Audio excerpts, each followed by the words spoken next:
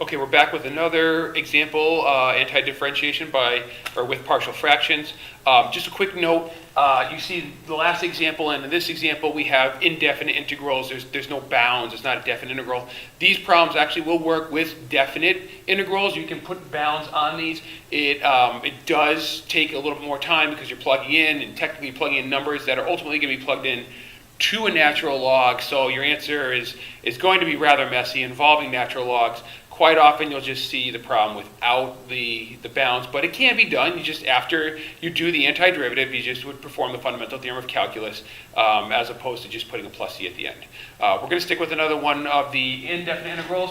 We see here we have x minus 1 over x squared minus 4. I erased the rules, but if you remember, the first thing that we want to do is separate the denominator. That means we want to factor x squared minus 4. We know that that's dots, x minus 2, x plus 2.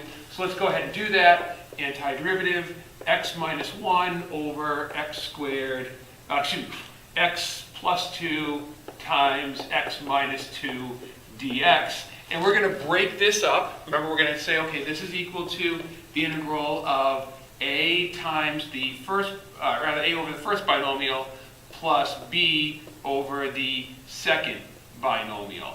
Okay, that's where we're going with this. But we know that, let me get rid of that for now. We know that a over x plus 2 plus b over x minus 2 will be equal to the original rational expression of x minus 1 over x plus 2 times x minus 2. All right, these are the same. They will be the same as long as we have the common denominator. That's what we do next. So we need an x minus 2 here. Let's get some parentheses for some safe math. We need an x plus 2 there. All right, there we go.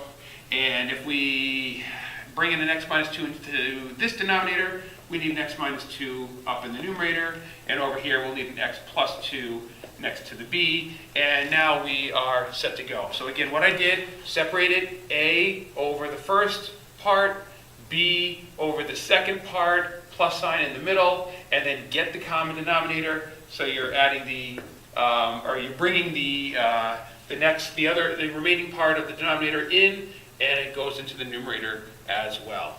And that's equal to the original one. Okay? And again, the reason why we're doing that is because now all the denominators line up. So again, we're not really concerned about the denominators. We're looking at the numerators. So what do we have? We have a times x minus 2 plus b times x plus 2 is equal to x minus 1.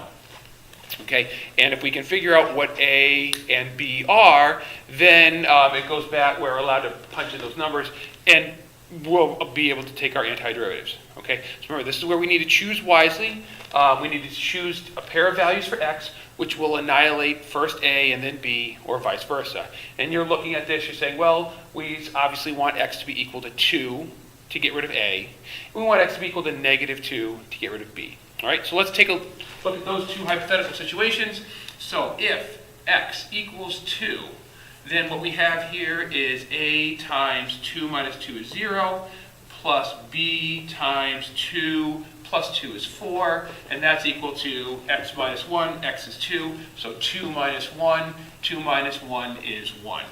All right, so what we see here is 4b is equal to 1, and therefore b is equal to a quarter.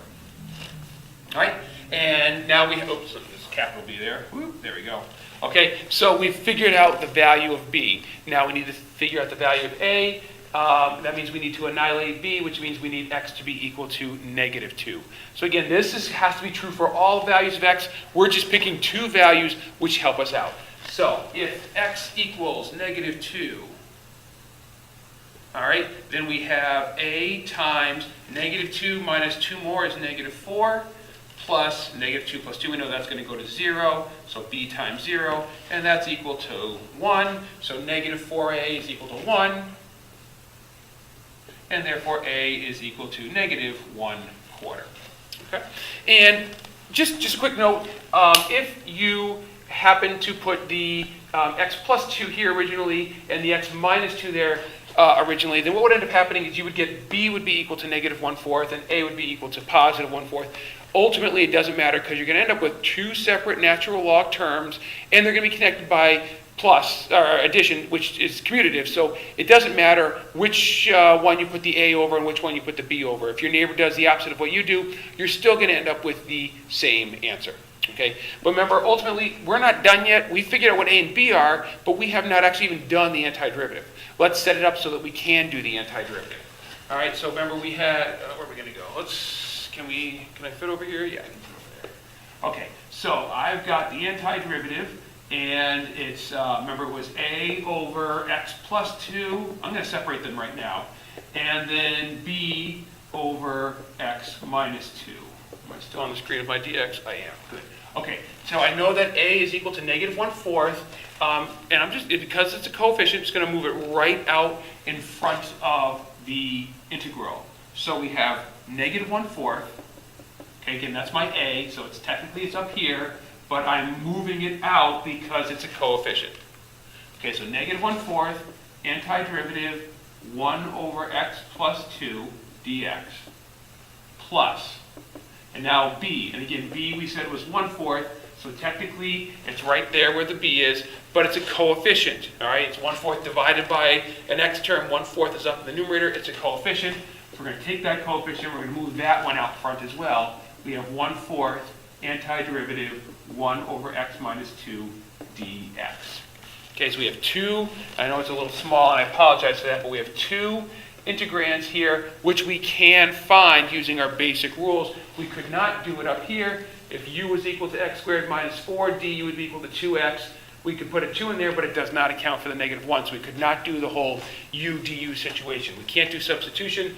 Partial fractions is the way to go. Okay, let's finish up. Negative 1/4 is a coefficient, so that is going to stay. This is 1 over x plus 2. The derivative of x plus 2 is 1. So there's no need to modify any numerators, and there, I don't think you will find that to be the case at all. So we have the natural log, absolute value, x plus 2. And then we do the second one, plus 1/4.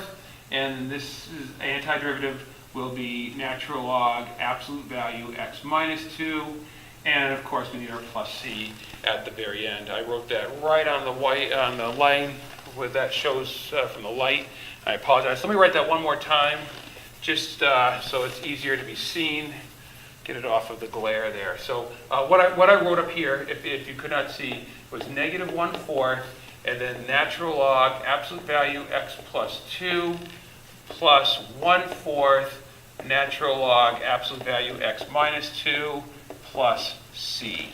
This is our antiderivative, okay? So hopefully these videos have helped you to understand the general idea. Again, practice makes perfect. If you take a look at the worksheet and kind of work your way through it, I think that you'll find that the more that you do, the better and the more confident you'll feel about things.